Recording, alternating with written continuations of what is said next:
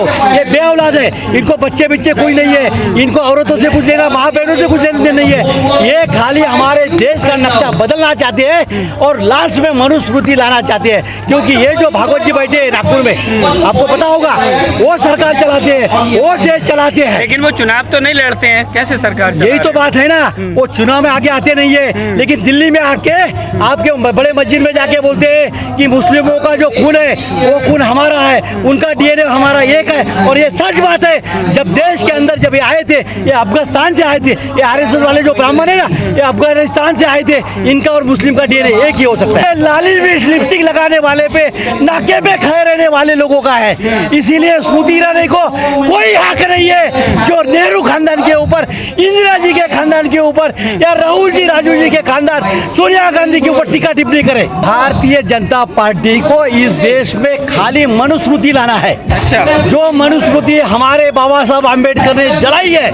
आज वो हमारे दिल से गई चुकी है। मोदी सरकार का निषेध करते हैं, हम ओबीसी की तरफ से पूरा निषेध करते हैं, एससी की तरफ से पूरा निषेध करते हैं। क्योंकि ये जो देश के अंदर हो रहा है, ये 2014 के बाद हुआ है, ये संविधान को दबाने की कोशिश हो रही है। केंद्रीय मंत्री स्मृति ईरानी राहुल गांधी पर इल्जाम लगा रही हैं कि उनके जाने से हिंसा भड़की है। आपने सुना होगा, पार्लियामेंट में कह रही हैं। ये लाली लिपस्टिक लगाने वाले जो है, ये 14 से इस सरकार में जो आए हैं, जो गठबंधन उन्होंने किया है, ये लाली लिपस्टिक लगाने वाले पे, नाके पे खड़े रहने वाले लोगों का है। इसीलिए स्मृति ईरानी को कोई हक नहीं है जो नेहरू खानदान के ऊपर, इंदिरा जी के खानदान के ऊपर या राहुल जी राजू जी के खानदान, सोनिया गांधी के ऊपर टीका टिप्पणी करे। कह रहे हैं कांग्रेस की सरकार में भी तो घटनाएं हो रही हैं, वहां का जिक्र क्यों नहीं कर रहे हैं? भाई, जनता ने आपके ऊपर जो सरकार के लिए 2014 में जो विश्वास दिया था, क्यों दिया था? अगर कुछ देश में अलग होता है तो भाई आप कुछ अच्छा कर सकते हैं, लेकिन इन्होंने देश के अंदर 14 से आज तक खाली राजनीति राजनीति राजनीति किया है। बेटी बचाओ बेटी पढ़ाओ का नारा लेकर आए थे। अरे भाई, इन्होंने तो देश में नारा खाली लेके आए, इन्होंने तो देश के बेटी को भगाओ, देश बेटी पढ़ाओ नहीं, देश ही भगाओ का नारा दिया है। आज मोदी का एजुकेशन क्या है? हमारी कांग्रेस 70 साल से काम कर रही थी, वाजपेयी जी काम कर रहे थे, आडवाणी जी काम कर रहे थे। आपको समझ में आया कि देश की ये हालत नहीं थी। 2014 से आज तक 9 साल में हमारे युवाओं का बेरोजगार हो गए, 2 करोड़ लोगों को नौकरी कहाँ गई है? जाति पाति में बांटने वाले और गाय का गोबर और गोमूत्र हमको पिलाने वाले जो मैं आपको एक बात सवाल आपको करता हूं कि जब गाय के पेट के अंदर 33 करोड़ भगवान है, 33 करोड़ भगवान जो भट्ट हमको ब्राह्मण बोलता है, तो ये गाय ये ब्राह्मण के दरवाजे पे होना चाहिए, तो हमारे नहीं है। क्योंकि गाय का गोमूत्र गोबर हम खाए और दूध और दही ये लोग खाए। ये जो गलत देश में हो रहा है, ये बहुत ही गलत है।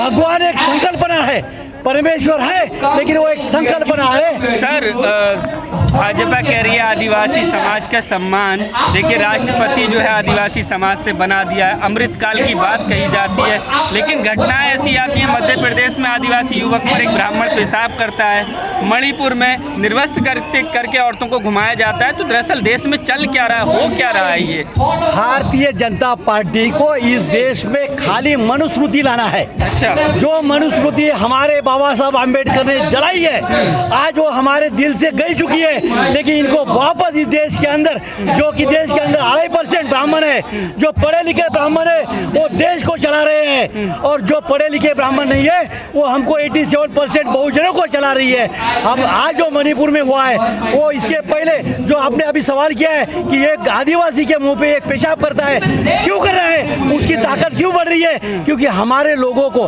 आज हमारे लोगों के कंधे पे बंदूक दी है।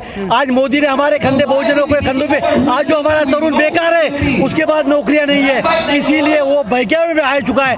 लेकिन अगर 2024 के इलेक्शन में अगर हम सुधर नहीं जाते, हमारा दिमाग का उपयोग नहीं करते, तो ये हमारे मुंह को गाड़गा बोलते हैं, मटका, और कमर को झाड़ू बांधने वाले हैं।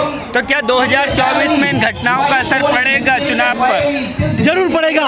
आज 2014 से लेके 2019 तक हम लोग देख रहे थे, हमारा तरुण, हमारी तरुणी कॉलेज के बच्चे देख रहे थे, हमारे शेतकरी देख रहे थे कि भाई ये सरकार हमारे कुछ कुछ कर सकती है, लेकिन आज 19 से लेकर 23 तक हमको पता चला है इनको खाली एक ही काम करना है, इनको मनुस्मृति लाना है। इनका जन्म जो है जनसंघ का पैदाइश है ये 1927 में हुआ था और इनको वो आज तक उनके दिमाग में था जो हमारे बच्चे उनको बिगाड़ा जा रहा है और वहाँ इनको हमारे ऊपर बिगाड़ने के बाद राज करना है। गोवरकर ने भी वही बोला था, आरएसएस का वो कहना ही है कि इस देश की जनता को रास्ते पे लाओ, ये ग्रास रूट की जनता है पूरे रास्ते पे लाना चाहिए और उसके बाद ये 50 साल राज करने वाले हैं।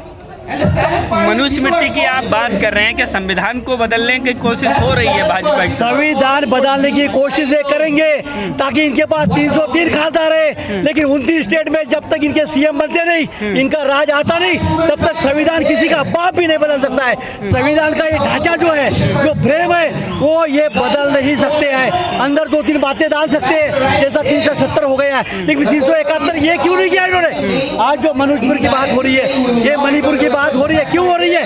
वहाँ का जो मिनरल है, वहाँ का जो प्लेटिनियम है, वहाँ का जो तांबा है, इन्होंने अदानी को बेचा है, अदानी के साथ में इन्होंने एग्रीमेंट किया है। इसीलिए ये इन्होंने अंगार लगाई है, मैतेई और कुकी में अंगार लगाई है और मैतेई लोगों ने कुकी पर जो अन्याय कर रहे हैं उसका बार बार हम सर्व पब्लिक बहुजन समाज हो, जो भी जनता का वो निषेध ही करेगी और 2024 में इनको साफ इनका रास्ता बताएगी। कह रहे हैं आरक्षण की वजह से लड़ाई हो रही है वहाँ पर, आप कह रहे हैं जमीन का मुद्दा है।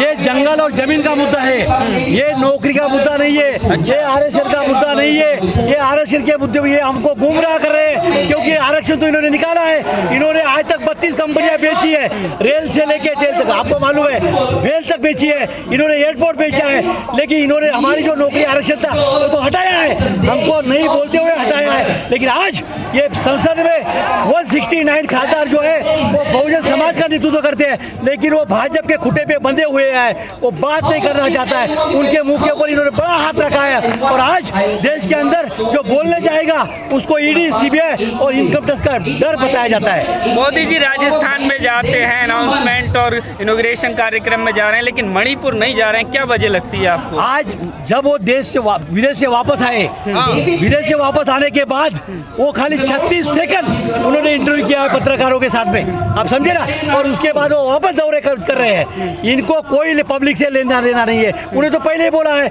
मैं झोला लेके चला जाऊंगा, ये झोले वाले की औलाद है, ये एक ना एक दिन जाने वाली है। लेकिन आप जैसे जो तरुण है वो लोगों को समझना चाहिए कि देश के अंदर क्या हो रहा है। जो 1927 में करना चाहते थे, कि नेहरू जी के टाइम में करना चाहते थे, मैं आपको एक बात बताता हूँ कि 770 साल मुस्लिमों ने राज्य किया है, तब उनके बर्तन मारने वाले यही थे, आरएसएस वाले थे, आप समझो भाजपा वाले थे। उसके बाद में छत्रपति शिवाजी महाराज आ गए, उनके भी वही काम करने वाले थे। उसके बाद ये पेशवाई आए, संभाजी राजे साहब का जो खून हो गया उनमें भी यही थे, यही हस्तक थे, और उसके बाद अंग्रेजों की दलाली करने वाले भी यही है, और आज वो सत्ता पे बैठे हैं।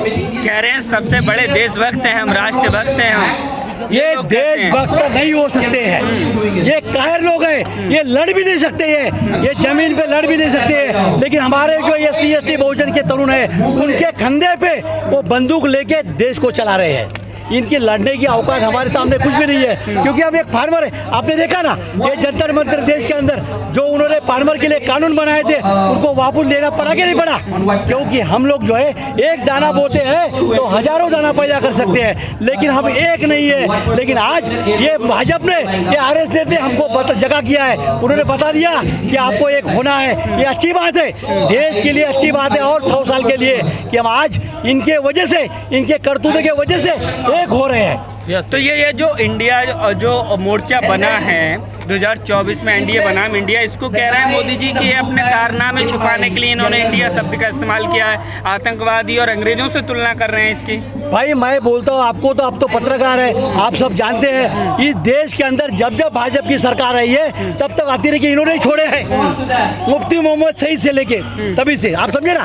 ये खाली जो औलाद है, मैं तो इनको बोलता हूँ ये बे औलाद है, इनको बच्चे कोई नहीं नहीं है, इनको औरतों से कुछ लेना, माँ बहनों से कुछ लेना नहीं है। ये खाली हमारे देश का नक्शा बदलना चाहते हैं और लास्ट में मनुस्मृति लाना चाहते हैं। क्योंकि ये जो भागवत जी बैठे हैं नागपुर में, आपको पता होगा, वो सरकार चलाते हैं, वो देश चलाते हैं, लेकिन वो चुनाव तो नहीं लड़ते हैं, कैसे सरकार चला यही तो बात है ना। वो चुनाव में आगे आते नहीं है, लेकिन दिल्ली में आके आपके बड़े मस्जिद में जाके बोलते हैं कि मुस्लिमों का जो खून है वो खून हमारा है, उनका डीएनए हमारा एक है। और ये सच बात है। जब देश के अंदर जब ये आए थे, ये अफगानिस्तान से आए थे, ये आरएसएस वाले जो ब्राह्मण है ना, ये अफगानिस्तान से आए थे, इनका और मुस्लिम का डीएनए एक ही हो सकता है। लेकिन आज इस देश का मुस्लिम हमारे साथ है, हम सब एक हैं और संविधान को मान रहे हैं सब लोग।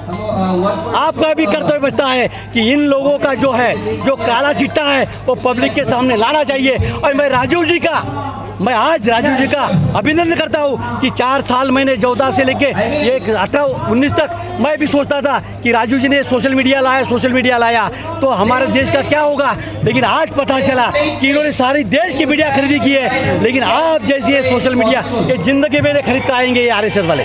तो एक अच्छा राजू जी ने बोला है कि जो कर रहा हूँ वो अच्छे के लिए कर रहा हूँ। लेकिन आप आज देश को आज़ादी मिलेगी वापस, वो आपकी तरफ से मिलेगी। सोशल मीडिया ही हमको आज़ादी दे सकता है।